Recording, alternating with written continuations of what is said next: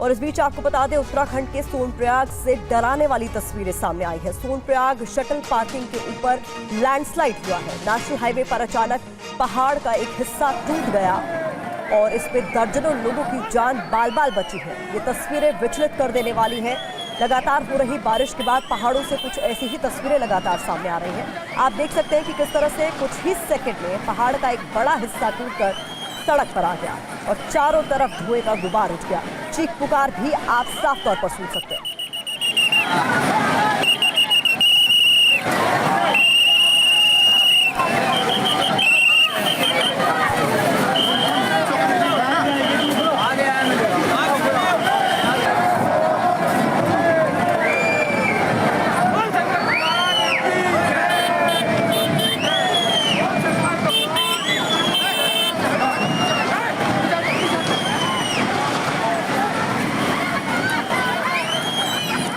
सोनमर्ग में पहाड़ दरका है जिससे बड़ा हादसा हुआ है। हालांकि एक राहत की बात है कि इसमें कोई हताहत नहीं हुआ है, लेकिन देखिए लगातार हो रही बारिश के बाद पहाड़ों में कुछ ऐसे ही हालात बने हुए हैं। इसीलिए प्रशासन लोगों से ऐसे इलाकों में जाने से बचने की अपील कर रहा है। और अब आपको कुछ और चौंकाने वाले वीडियो हम दिखाने वाले हैं। जो अब वीडियो आपके सामने होगा वो बुल्गारिया का है, जहां एलन पेलिन की एक पटाखा बनाने वाली फैक्ट्री में आग लग गई। आग लगने के बाद फैक्ट्री में जोरदार धमाका हुआ। तस्वीरों में भीषण आग की लपटों को साफ तौर पर देखा जा सकता है। धमाका इतना जोरदार था कि काफी दूर तक इसकी गूंज सुनाई दी, जिससे आसपास के लोग दहशत में आ गए।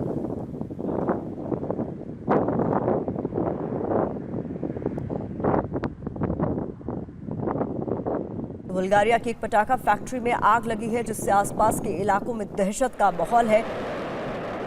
धमाका इतना जोरदार था कि काफी दूर तक इसकी सुनाई थी। इस बीच दूसरी तस्वीर आपके सामने नेपाल के प्लेन क्रैश हादसे से जुड़ी हुई है। 24 जुलाई को आपको याद होगा भीषण हादसा हुआ था, जिसकी ये नई तस्वीर है जो सामने आई है। इसे देखकर आप सहम जाएंगे।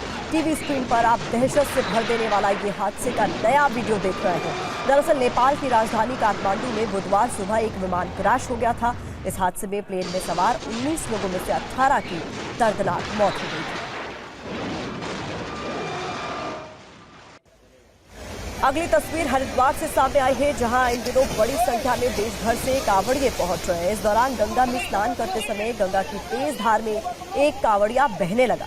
धार इतनी ज्यादा तेज थी कि इन तेज लहरों में शख्स बहता जा रहा था। गनीमत रही कि वहां पहले से एसडीआरएफ की टीम मौजूद थी। गोताखोरों ने काफी मशक्कत के बाद कांवड़ियों को गंगा की तेज धार से बाहर निकाला।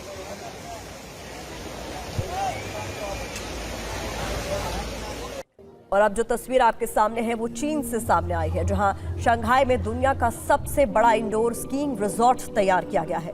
इस रिजॉर्ट की खास बात यह है कि पर्यटकों को हर मौसम में वाटर पार्क, स्नो स्कीइंग की सुविधा मिल सकेगी।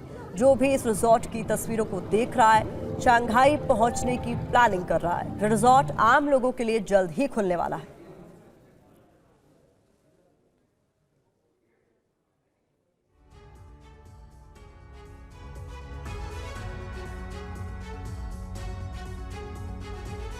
अगली तस्वीर आपके सामने जो कि इटली से आई है।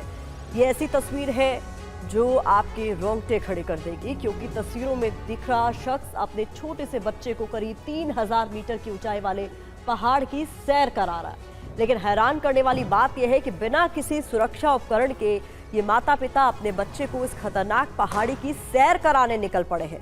आप देख सकते हैं कि सहारे के लिए सिर्फ एक पतली रस्सी है। तीनों में किसी के भी सिर पर ना आप हेलमेट देख पा रहे होंगे, ना ही किसी तरह का कोई गार्ड है। बच्चे के माता पिता के लिए ये रोमांचकारी यात्रा हो सकती है, लेकिन जिसने भी इन तस्वीरों को देखा उसकी दिल की धड़कनें बढ़ गई।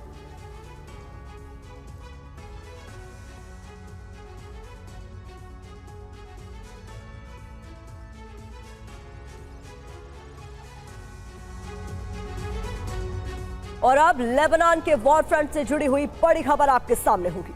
तो हिजबुल्लाह का इजराइल पर बड़ा अटैक हुआ है। जो जानकारी सामने आ रही है, इजराइल के मिस्गेव पर हिजबुल्लाह का ये जोरदार हमला, जहां भारी मिसाइलों से अटैक किया गया है। इजराइल को भारी नुकसान का अंदेशा इस हमले में जताया जा रहा है। युद्ध क्षेत्र से ये इस वक्त की सबसे बड़ी खबर आपके सामने है। इजराइल के मिस्गेव पर हिजबुल्लाह की ओर से जोरदार हमले को लेकर भारी मिसाइलों से ये हमला किया गया है और इसमें इजराइल को बड़े स्तर पर नुकसान का अंदेशा भी जताया जा रहा है। तो साउथ लेबनान में जंग जैसे हालात हैं। इजरायली फोर्स ने हिजबुल्लाह पर भारी दबाव बनाया हुआ है। हिजबुल्लाह के ठिकानों में एयर स्ट्राइक जारी है, जिससे हिजबुल्लाह को बड़े नुकसान का अंदेशा भी जताया जा रहा है। माना जा रहा है कि इजराइल के ऑपरेशन में अब तक हिजबुल्लाह अपनी आधी ताकत खो चुका है। हिजबुल्लाह के कई शीर्ष कमांडर मारे जा चुके हैं, कई ठिकाने ध्वस्त कर दिए गए हैं और हथियारों का भंडार भी नष्ट हुआ है। लेकिन इसके बावजूद भी हिजबुल्लाह इजराइल से लोहा ले रहा है और इजराइल को नुकसान पहुंचाने की हर कोशिश में जुटा हुआ है। इस बीच जानकारी आपके सामने, अब आपको एक तुलना हम दिखाने जा रहे हैं, जिससे आपको इस बात का अंदाजा लग सकेगा कि पिछले 24 घंटे में हिजबुल्लाह और इजराइल ने एक दूसरे पर कितने वार किए हैं। तो वार पलटवार का ये जो सिलसिला शुरू हुआ है, थमने का नाम नहीं ले रहा है। लेकिन बता दें आपको, हिजबुल्लाह की बात करें तो अल मनारा पर रॉकेट हमला किया गया। इजराइल की बात करें तो 6 गुप्त ठिकानों पर बमबारी को लेकर अपडेट हमें मिल रहा है। इसके अलावा शेबा फार्म्स सैन्य बेस पर भी अटैक किया गया। वहीं इजराइल की बात करें तो कमांडर को निशाना बनाने की कोशिश इजराइल की ओर से की गई है। इसके अलावा जो डिटेल्स निकलकर सामने आ रही है, किस तरीके से दोनों के बीच वार पलटवार जारी है, इसको हम आपको समझाने की कोशिश कर रहे हैं। अगला आपके सामने जो डिटेल होंगी वो भी बहुत महत्वपूर्ण है। अल मनारा पर रॉकेट हमले को लेकर जानकारी हमने आपसे साझा की। इसके अलावा शेबा फार्म्स पर सैन्य बेस पर भी अटैक हुआ है। तो कुल मिलाकर वार पलटवार यहां पर हो रहा है और ये फिलहाल और ज्यादा एस्केलेट होता हुआ नजर आ रहा है। हिजबुल्लाह पर बड़े हमले की तैयारी को लेकर भी इस बीच बड़ी जानकारी हमें मिल रही है। गाजा की तरह लेबनान में चल सकता है ऑपरेशन। नेतन्याहू के अमेरिका दौरे में बड़ी गतिविधि को लेकर यह जानकारी। तेल अवीव पहुंचने के बाद नेतन्याहू ले सकते हैं कोई बड़ा फैसला। तो ये बड़ा फैसला क्या होगा, इसका अंदेशा जो है वो लगाया जा रहा है कि कुल मिलाकर नेतन्याहू कोई बड़ी रणनीति जिसका ऐलान कर सकते हैं अमेरिका दौरे से लौटने के बाद। तो नेतन्याहू आज अमेरिका से इजराइल लौटने वाले हैं और कैसे नेतन्याहू अब लेबनान और हिजबुल्लाह पर बड़ा फैसला लेने वाले हैं, ये जानकारी भी हम आपके साथ साझा कर देते हैं। दरअसल अमेरिका से लौटेंगे बेंजामिन, तो उसके बाद किस तरीके के हालात बन सकते हैं, अमेरिका से लौटकर बड़ा फैसला कर सकते हैं नेतन्याहू, इसका अंदेशा लगाया जा रहा है। इसके अलावा साउथ लेबनान में स्पेशल ऑपरेशन का ऐलान वो कर सकते हैं, इसकी संभावना प्रबल नजर आ रही है। इसके अलावा अमेरिका से नेतन्याहू को हरी झंडी मिलने के कयास भी इस दौरान लगाए जा रहे हैं। साथ ही साथ जानकारी ये भी कि नेतन्याहू के अमेरिकी प्रशासन से कई स्तर पर इसको लेकर बातचीत हो चुकी है। इसके अलावा हमास की तरह हिजबुल्लाह को तबाह करने की योजना नेतन्याहू की माना जा रहा है कि तैयार हो चुकी है। हिजबुल्लाह के शीर्ष नेतृत्व के खात्मे की भी प्लानिंग फिलहाल माना जा रहा है कि पूरी हो चुकी है। फिलहाल इजरायली सेना सीमित युद्ध लड़ रही है, लेकिन इसका दायरा क्या और ज्यादा बढ़ सकता है, इसी पर ज्यादा अपडेट्स के साथ हमारे सहयोगी मनीष झा हमें ज्वाइन कर चुके हैं। मनीष, जिस तरीके से नेतन्याहू की वापसी के बाद कई तरह की बातें कही जा रही कि कोई बड़ा ऐलान वो कर सकते हैं, क्या हो सकता है वो बड़ा ऐलान? देखिए, ये होगा लेबनान के साथ टोटल वॉर। सीधी सी बात है कि जब नेतन्याहू अमेरिका जा रहे थे तो उस वक्त वो बहुत घरेलू दबाव में थे, उनकी कुर्सी जाने की स्थिति बनी हुई है। ऐसी स्थिति में उनको अपनी कुर्सी बचाए रखने के लिए एक बड़ा जंग चाहिए। नेतन्याहू इस मामले में सफल रहे कि उन्होंने अमेरिका से अपना एक आशीर्वाद ले लिया, एक ग्रीन सिग्नल मिल चुका है कि ठीक है, एक ऐसा रास्ता निकाला जिससे अमेरिका को भी दिक्कत ना हो और इजराइल भी अपने मकसद को पूरा कर सके। और उसके लिए सबसे मुफीद है लेबनान, क्योंकि गाजा में जब तक इजराइल की जंग होगी अमेरिका पर वैश्विक दबाव है, लेकिन जब लेबनान में इजराइल हमला करेगा तो उससे यह होगा कि जब तक लेबनान के पक्ष में वैश्विक समुदाय आएगा तब तक इजराइल को एक लंबा वक्त मिल जाएगा। तो आप कहें कि इजराइल की जंग नेतन्याहू के लिए सबसे मुफीद साबित होने वाली है और नेतन्याहू यही आकर फैसला भी लेंगे। तो ये तैयारी केवल हिजबुल्लाह को घेरने की नहीं है, बल्कि अमेरिका का हूती पर इस बीच बड़ा हमला भी हो गया है। मनीष, इसको लेकर भी जानकारी आपसे लेंगे आगे डिटेल में, लेकिन देखिए बड़ी खबर यह है कि अमेरिका ने हूती के 6 ड्रोन को नष्ट कर दिया है। ड्रोन के निशाने पर थे विदेशी जहाज, अमेरिका ने पहले ही ड्रोन को मार गिराया। ये बड़ी खबर सामने आ रही है जहां अमेरिका ने हूती के 6 ड्रोन को नष्ट कर दिया है। बताया जा रहा है कि इस ड्रोन के निशाने पर विदेशी जहाज थे और अमेरिका ने पहले ही इस ड्रोन को मार गिराया। इससे पहले कि कोई बड़ा हमला होता, अमेरिका ने इसे पूरी तरीके से तबाह कर दिया है। तो हूती के खिलाफ क्या नई रणनीति इजराइल और अमेरिका बना रहे हैं, ये भी आपके लिए समझना जरूरी है। तो जो जानकारी निकलकर सामने आ रही है वो ये कि इजराइल का अमेरिका पर दबाव है। ऐसे में हूती से निपटने के लिए माना जा रहा है कि ये दबाव लगातार बना हुआ है। हूती से इजराइल को लगातार खतरा उस पर बना रहता है। लाल सागर से जहाजों की आवाजाही भी प्रभावित होती है। तो देखिए, ये कुल मिलाकर जो डिटेल्स सामने आ रही है वो आपके सामने हम रख ही रहे हैं, लेकिन जरूरी है आपके लिए जानना कि युद्ध क्षेत्र में इस वक्त क्या चल रहा है। तो विस्फोटक वीडियोस आपके सामने जल्दी से रख देते हैं। बता दें आपको, रूस ने ग्रैड MLRS से जोरदार हमला किया है। यूक्रेनी सेना पर गोले बरसाए गए। बाखमुत में दोनों सेनाओं में भीषण जंग की ये तस्वीरें इस वक्त आपके सामने हैं।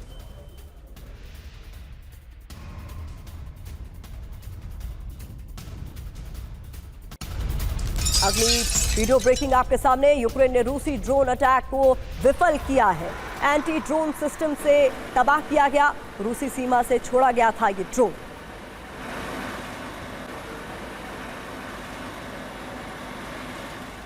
और इस बीच आपको बता दें, छोटी तोपों से रूस के आक्रमण को लेकर भी जानकारी सामने आ रही है। तस्वीरें आप देखिए, मोटोराइज्ड रेजिमेंट कर रही है इस्तेमाल, और किस तरीके से हो रहे हैं हमले ये देखिए। छोटी तोपों का इस्तेमाल भी युद्ध क्षेत्र में हो रहा है।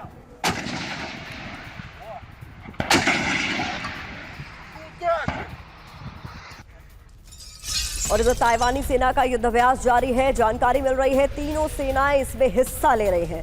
चीन के खिलाफ दरअसल इसे युद्ध की तैयारी के तौर पर देखा जा रहा है। लगातार चीन की तरफ से ताइवान पर खतरा जिस तरीके का बना रहता है उसकी ओर से, उससे निपटने के लिए ताइवानी सेना का ये युद्धाभ्यास और उसी से जुड़ी हुई ये तस्वीरें। और इधर रूस का यूक्रेन पर जोरदार हमला, इसको लेकर जो जानकारी है बता दें, डोनेट्स्क के क्रामाटोर्स्क में अटैक को लेकर डिटेल सामने आ रही है। इस्कंदर मिसाइल से निशाना बनाया गया है। यूक्रेनी सेना को इसमें बड़े नुकसान की जानकारी भी हमें मिल रही है। तो तस्वीरें आपने देखी। आपको बता दें, रूस ने इस्कंदर मिसाइल से यह हमला किया है, जिसके बाद यूक्रेन में भयंकर तबाही का मंजर देखने को मिल रहा है। जानकारी आपके सामने हम रख रहे हैं किस तरीके से कितने यूक्रेनी हथियार इस हमले में तबाह हुए हैं। पहले ये जान लीजिए, हाइमार्स लॉन्चर इसमें तबाह हो गया है। 5 ग्रैड MLRS इसमें तबाह हो गए हैं। 5 टैंक और 10 आर्मर्ड व्हीकल भी इसमें पूरी तरीके से तबाह हो चुके हैं। तो पुतिन के इस जोरदार हमले का क्या असर हुआ, ये हम आपको बता रहे हैं। तो इस युद्ध में इस्कंदर कैसे बनी सिकंदर, ये भी समझ लीजिए। 6 महीनों से इस्कंदर के इस्तेमाल में तेजी लाई गई है। युद्ध क्षेत्र में यूक्रेनी ठिकानों को इस्कंदर से तबाह किया जा रहा है। इस युद्ध में इस्कंदर मिसाइल की रेंज की अगर हम बात करें तो यह भी जानना आपके लिए जरूरी है कि 500 किलोमीटर की रेंज है इस इस्कंदर मिसाइल की। इसके अलावा ये न्यूक्लियर बम ले जाने में भी सक्षम है। न्यूक्लियर बम ले जा सकती है ये मिसाइल। इसके अलावा जानकारी आपके सामने 700 किलो का वॉरहेड ले जाने में भी ये सक्षम है। तो मनीष, इस इस्कंदर को सिकंदर बनते हुए अब इस युद्ध क्षेत्र में हम देख रहे हैं साफ तौर पर। देखिए, इसमें कोई दो राय नहीं है कि रूस धीरे धीरे अपने जो भंडार है उसमें से एक से बढ़कर एक हथियार का इस्तेमाल कर रहा है, और किंजल मिसाइल और इस्कंदर अब इस कड़ी में सबसे उसका नया उदाहरण है। उसके बाद आगे जो महाविध्वंसक हथियार है उसमें यार्स मिसाइल है, जिसका अभी तक वो केवल टेस्ट के तौर पर ही दिखा रहा, लेकिन उसका उसने इस्तेमाल नहीं किया है।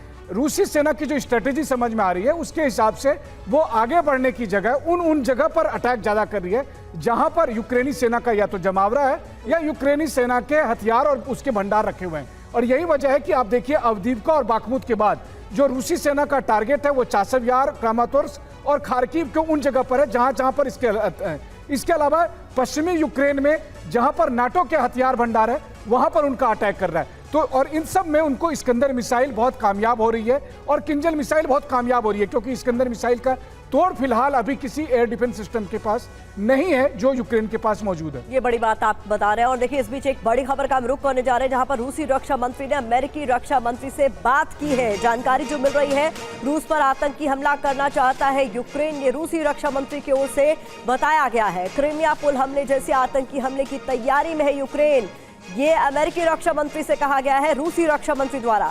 यूक्रेन को रोक लो वरना अंजाम बुरा होगा, ये बड़ी खबर निकलकर सामने आ रही है। तो आपको समझना होगा कि रूसी रक्षा मंत्री और अमेरिकी रक्षा मंत्री के बीच आखिरकार बातचीत क्या हुई और आंद्रेई बेलासोव ने यूक्रेन को लेकर क्या बड़ी बात इस बातचीत में कही है। तो जो जानकारी है वो आपके सामने, यूक्रेन को रोकने की अपील की गई है क्योंकि ये भी कह दिया गया कि अगर ऐसा नहीं हुआ तो अंजाम भुगतना होगा।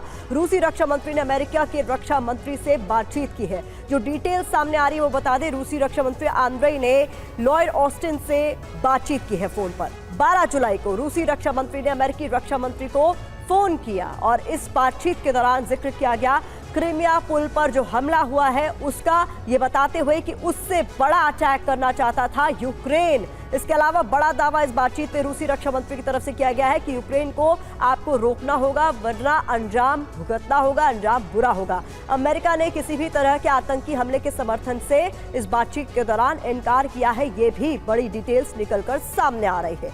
और अब आगे बढ़ते हुए युद्ध क्षेत्र के विस्फोटक वीडियोस हम आपके सामने रखने जा रहे हैं। जो पहला वीडियो आपके सामने होगा, रूस ने यूक्रेन की M109 तोप को तबाह किया है।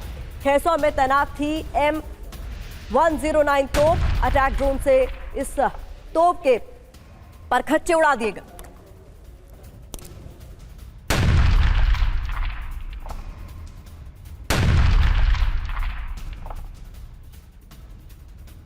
और इधर युद्धाभ्यास के बाद जवानों की डांस का वीडियो आपके सामने हम रखने जा रहे हैं। 5 देशों के बीच हुआ ये वॉर ड्रिल। कजाकिस्तान के सैनिक, उज्बेकिस्तान, अजरबैजान के जवान यहां पर आपको डांस करते हुए नजर आ रहे हैं। वॉर ड्रिल के बाद किस तरीके से रिलैक्स करते हुए, डांस करते हुए इन सैनिकों को देखा गया। तस्वीरें हर किसी का ध्यान अपनी ओर खींच रही।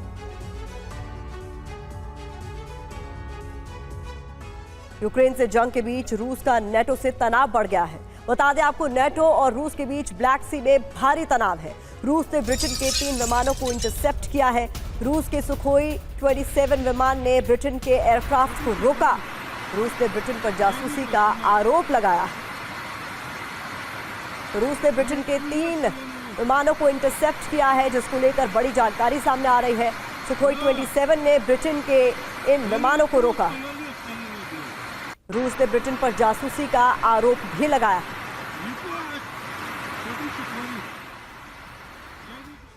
तो ऐसा एक हफ्ते में दूसरी बार हुआ है जब आसमान में नेटो और रूस के बीच टकराव की स्थिति बन गई। अब आपके सामने जानकारी हम रखने जा रहे हैं। देखिए, ब्लैक सी में 26 जुलाई और अलास्का में 24 जुलाई का ये पूरा मामला बताया जा रहा है, जिसकी डिटेल आपके सामने है। रूसी हवाई क्षेत्र में ब्रिटेन के 3 विमान घुसे। अलास्का की बात करें तो अमेरिकी हवाई क्षेत्र में दिखे रूस और चीन के विमान। किस तरीके से टकराव की स्थिति बनी हुई है ये हम आपको बताने की कोशिश कर रहे हैं। RC-135 और 2 टाइफून विमान को यहाँ पर इंटरसेप्ट किया गया ब्लैक सी में। तो उधर रूस का Tu-95 बॉम्बर, चीन का H-6 विमान इंटरसेप्ट किया गया अलास्का में 24 जुलाई को। सुखोई 27 ने, आपको बता दें, ब्रिटेन के विमानों को वापस लौटाया और आरोप भी लगाया जा रहा है कि यहां पर जासूसी की जा रही थी ब्रिटेन की ओर से। अलास्का की बात करें तो अमेरिकी विमानों ने रूस चीन एयरक्राफ्ट को यहां पर खदेड़ा। तो टकराव की स्थिति किस तरीके से बनी हुई है मनीष, इसको लेकर एक एक डिटेल दर्शकों के सामने हम रख रहे हैं। और ये स्थिति कहीं और ज्यादा विध्वंसक तो नहीं हो जाएगी आने वाले दिनों में, क्योंकि हम इस तरीके की स्थिति लगातार देखते आ रहे हैं। आपकी बात बिल्कुल सही है। देखिए, ये डेवलपमेंट बहुत ही चिंता की बात है पूरी दुनिया के लिए, क्योंकि हो क्या रहा है कि देखिए, ब्लैक सी में जब ब्रिटिश विमान या कोई दूसरे नाटो के विमान आते हैं तो इसके बावजूद कि वो अंतर्राष्ट्रीय एयर स्पेस में रहता है, लेकिन उसे रूसी विमान भगा देते हैं कि यहाँ से हटो क्योंकि आप जासूसी कर रहे हैं। वहीं दूसरी तरफ रूस और चीन के 2 बॉम्बर्स जो है सो अलास्का क्षेत्र में जाते हैं, वो अंतर्राष्ट्रीय एयर स्पेस में रहते हैं, लेकिन अमेरिकन विमानों से कहते हैं यहाँ से हटो क्योंकि यहाँ से हमारे एयर स्पेस को खतरा है। अब दिक्कत ये हो रही है कि रहता तो सब इंटरनेशनल एयर स्पेस में, लेकिन जो टकराहट हो रही है उसी में किसी दिन एक भी प्रोवोकेशन, एक भी मिसकैलकुलेशन रूस और नाटो के बीच सीधी जंग को स्टार्ट कर सकता है और जिसे रोकना फिर मुश्किल होगा। और इसीलिए ये जो डेवलपमेंट लगातार हो रहे हैं, ये सबसे अधिक चिंता की बात है। मुझे लगता है अगर इसका कोई उपाय नहीं निकाला गया तो आने वाले दिन में एक महातबाही आपको देखने को मिलेगी। बड़ी बात आप कह रहे हैं और इसी महातबाही से दुनिया भर के लोग चिंतित हैं कि ऐसे कोई हालात न बन जाए जिससे हालात और ज्यादा मुश्किल हो जाए। और इस बीच विश्व युद्ध पर डोनाल्ड ट्रंप का भी बयान सामने आ गया है। आपको बता दें, डोनाल्ड ट्रंप की ओर से कहा गया है कि मैं तीसरा विश्व युद्ध रोकूंगा, मैंने आईसिस को हराया। ये बड़ी बात डोनाल्ड ट्रंप की ओर से कही गई है। अमेरिका के लिए बनाएंगे आयरन डोम सिस्टम। तो डोनाल्ड ट्रंप यहाँ जो बातें कह रहे हैं उसे आपको इसलिए भी समझना होगा क्योंकि राष्ट्रपति की रेस में कमला हैरिस डोनाल्ड ट्रंप को कड़ी टक्कर दे रही हैं। आपको एक सर्वे हम जल्दी से दिखा देते हैं जिससे आपको इस बात का अंदेशा लग जाएगा कि कमला हैरिस कैसे तेजी से लोकप्रिय होती जा रही है और डोनाल्ड ट्रंप जो बातें कह रहे हैं उसका क्या मतलब यहाँ है। देखिए, न्यूयॉर्क टाइम्स सिएना पोल का सर्वे जो बताता है उसकी डिटेल आपके सामने। लोकप्रियता में कमला ट्रंप से महज 1% ही पीछे है। जिस तरीके के हालात अभी बने हुए हैं अमेरिका में, 48% लोगों ने डोनाल्ड ट्रंप को पसंद किया है इस सर्वे के मुताबिक जो न्यूयॉर्क टाइम्स ने करवाया, और 47% लोग कमला हैरिस के पक्ष में हैं, उन्हें राष्ट्रपति बनते हुए देखना चाहते हैं। बराक मिशेल ओबामा अब कमला के पक्ष में सीधे तौर पर है। ऐसे में ओबामा ने कमला को फोन कर समर्थन भी जताया है जिसका वीडियो सोशल मीडिया पर तेजी से वायरल भी हो रहा है। तो दोनों के बीच इस वक्त नजदीकी टक्कर बने हुए हैं और एक जो सर्वे आपके सामने रखा हमने उसकी डिटेल हमने सामने रखी, उससे आपको अंदाजा लग गया होगा कि कितनी कड़ी टक्कर एक दूसरे को ये दोनों देते हुए नजर आ रहे हैं। और इस बीच बता दें, फ्लोरिडा में ट्रंप और नेतन्याहू की मुलाकात को लेकर जानकारी सामने आ रही है, जहां गाजा जंग पर नेतन्याहू के सामने ट्रंप का बड़ा दावा, मैंने इजराइल के लिए बहुत कुछ किया, मैं चुनाव हारा तो मिडिल ईस्ट में बड़ी जंग होगी, ये बड़ा दावा भी डोनाल्ड ट्रंप के ओर से इस दौरान किया गया।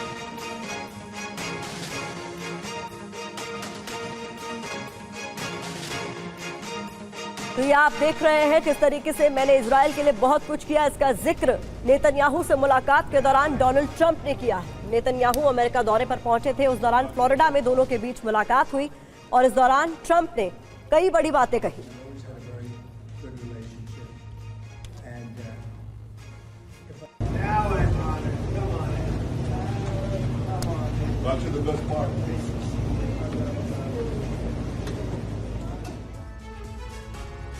ट्रंप और नेतन्याहू की मुलाकात, मिडिल ईस्ट में विनाश, ऐसा क्यों कहा जा रहा है? देखिए, ट्रंप की ओर से कहा गया मिडिल ईस्ट में हालात बहुत ज्यादा खराब हैं, मैं हारा तो दुनिया मिडिल ईस्ट में बड़ी जंग देखेगी। इस बात का जिक्र मुलाकात के दौरान डोनाल्ड ट्रंप ने किया। शायद तीसरा विश्व युद्ध भी हो सकता है, ये बात भी उनकी ओर से कही गई।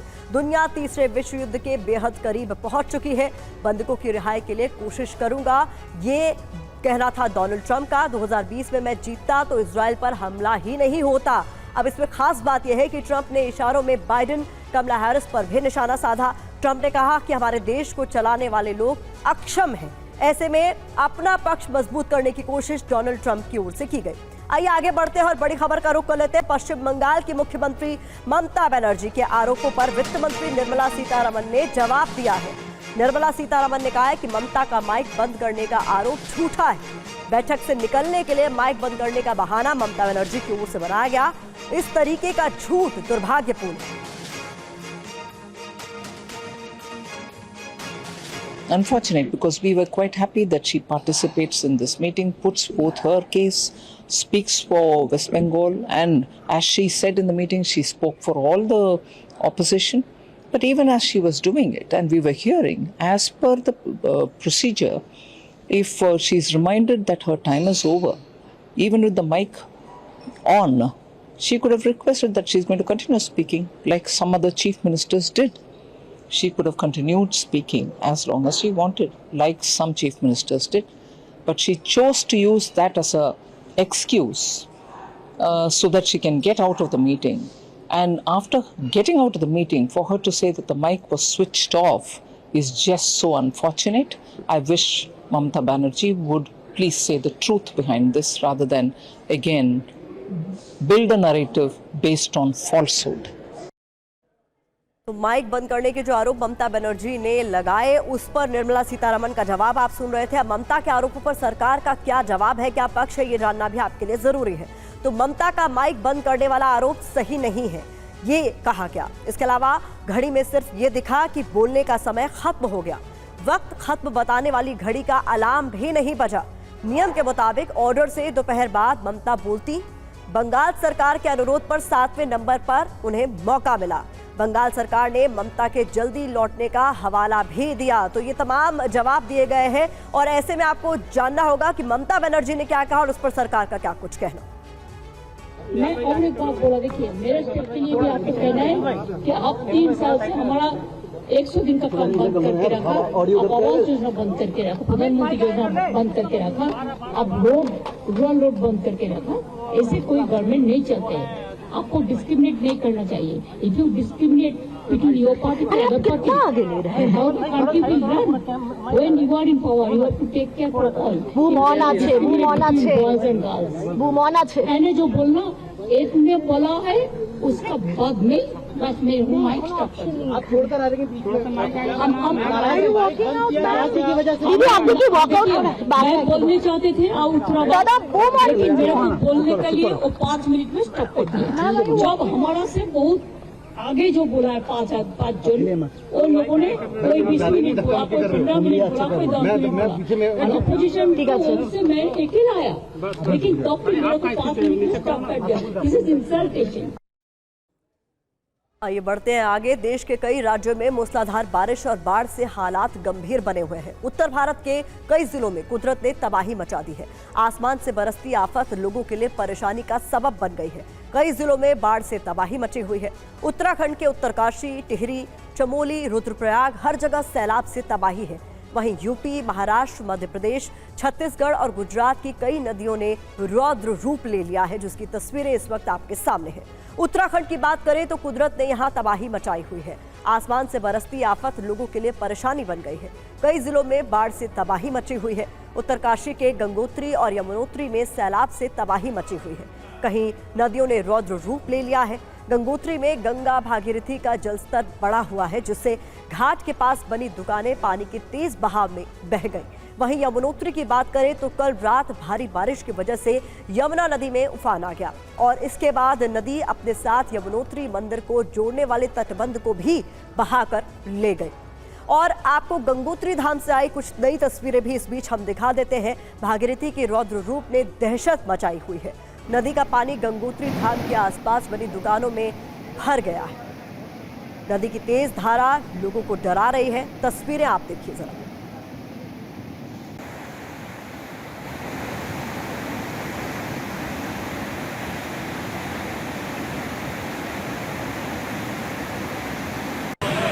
अब जो दूसरी तस्वीर आपके सामने है, घाट पे किस तरीके से पानी भर गया है उसकी तस्वीरें हम आपको दिखा रहे हैं। घाट पर बने मंदिरों से लोग सामान निकालकर दूसरी जगहों पर ले जा रहे हैं। आसपास के घरों में भी लगातार बढ़ते जलस्तर के कारण पानी भर गया। लेवल उठ गया ना गंगा जी का। और गंगोत्री से आई ये तीसरी तस्वीर भी देखिए जरा आप। भागीरथी नदी तेज बहाव में किस तरीके से आगे की ओर बढ़ रही है। घाट के किनारे बने मंदिर पूरी तरीके से जलमग्न हो चुके हैं।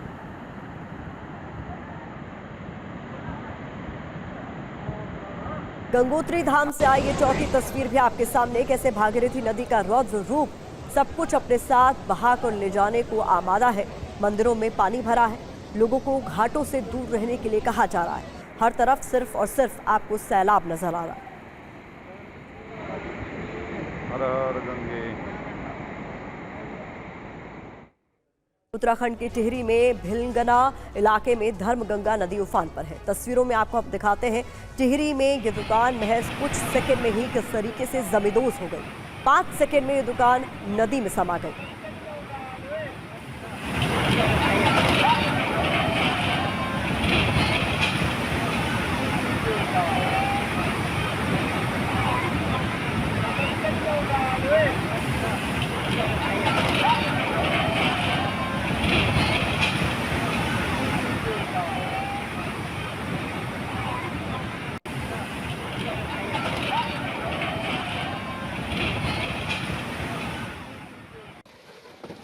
जुलाई में जनसैलाब की कुछ और तस्वीरें आपके सामने हम रख रहे हैं। यूपी में कई जिलों में बाढ़ से हालात बेकाबू होते जा रहे हैं। लखीमपुर खीरी की बात करें तो इस जिले में कई क्षेत्रों में बाढ़ का खतरा बढ़ता जा रहा है। लखीमपुर खीरी में शारदा नदी में तेजी से कटान हो रहा है, जिससे कई गाँव पर खतरा मंडरा रहा है। कई गाँव तो ऐसे हैं जिनके वजूद पर ही अब संकट पैदा हो गया। इन गाँव में 100 से ज्यादा मकान नदी में पहले ही समा चुके हैं।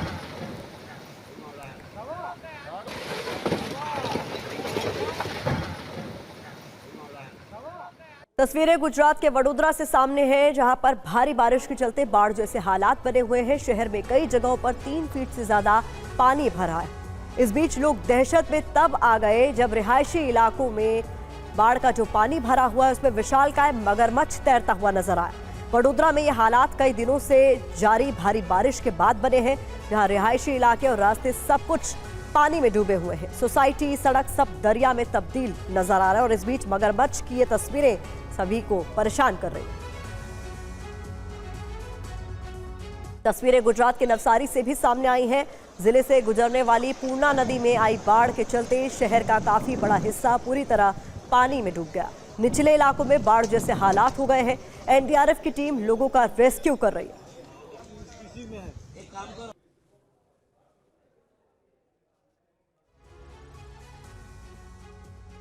तो इधर महाराष्ट्र के सांगली में सेना की टुकड़ी पहुंच चुकी है। बड़ी खबर आपको बता दें, आर्मी के लगभग 90 जवान, 10 अधिकारी, कुल 100 लोगों की टुकड़ी यहां पर पहुंची है।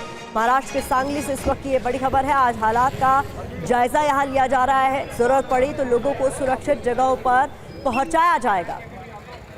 तो बता दें, बोट और अन्य उपकरण सहित पूरी तैयारी के साथ सेना यहां पर पहुंच चुकी है। सांगली में वारणा डैम और कोयना डैम भी ओवरफ्लो हो चुका है। ऐसे में हालात को संभालने के लिए सेना को मोर्चा संभालना पड़ा।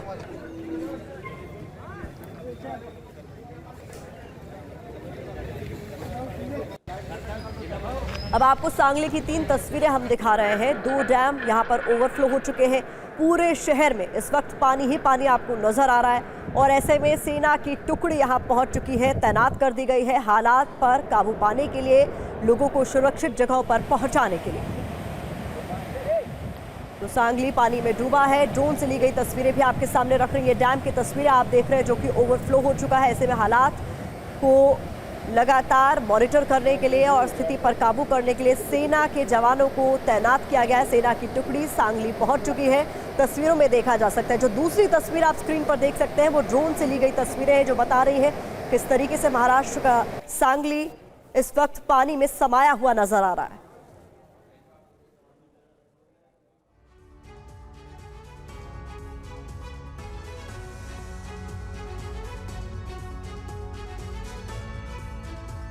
कुपवाड़ा में मारे गए आतंकी पर इस वक्त का बड़ा अपडेट आपके सामने। आतंकी के पास मिली चाइनीज टाइप 56-1 राइफल, बैट। हमलावर के पास और भी हथियार मिले हैं, लेकिन ये एक बड़ी जानकारी निकलकर सामने आ रही है। कुपवाड़ा में मारे गए आतंकी पर इस वक्त की ये बड़ी खबर है, जहां आतंकी के पास चाइनीज टाइप 56-1 राइफल मिली है।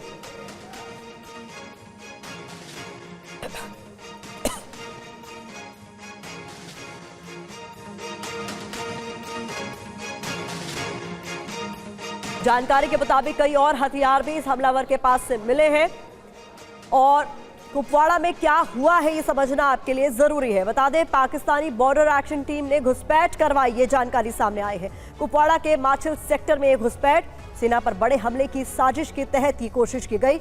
जवानों ने मूवमेंट देखते ही तुरंत एक्शन लिया और जो जानकारी है, मुठभेड़ में एक पाकिस्तानी को ढेर कर दिया गया है। मुठभेड़ में एक भारतीय जवान शहीद हो चुके हैं, 4 घायल हैं। इलाके की घेराबंदी कर इस पूरे इलाके में इस वक्त सर्च ऑपरेशन चलाया जा रहा है।